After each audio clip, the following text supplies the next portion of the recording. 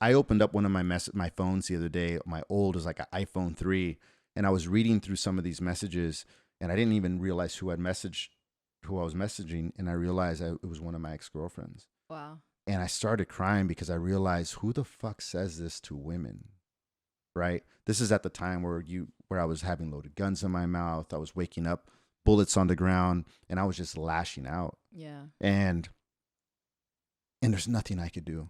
There's nothing I could do to take that back. There's nothing you could do to change that. So my only choice was to come from responsibility. I reached out to that person. That's what I was just gonna ask Yeah. you. Did I you reached- reach out? we had already kind of mended that relationship, Yeah. but I had to go back. Yeah. And I had to go back and acknowledge those moments. And we had an emotional moment. We had a great talk.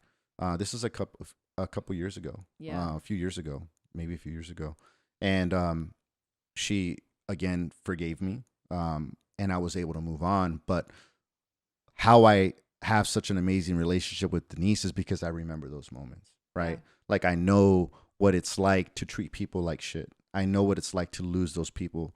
And so coming from responsibility looks like not speaking to Denise that way. Yeah. Which means communicating, which means holding space to her, which means that when I don't get what I want, that it's okay. Yeah. You know, that, and so been able to create this amazing relationship because of the past experiences that I've had and that I've created. Yeah. And although that I'm embarrassed of those, although that there's still a part of me that I haven't healed myself from the shame and the guilt that of how I've treated some of these people, what I get to do is stand in responsibility and take all that energy and transcend that negativity into positivity. Yeah. Right. And create a relationship that most people would die for. Yeah. You know, and that's what I'm doing day in and day out. And it's not easy.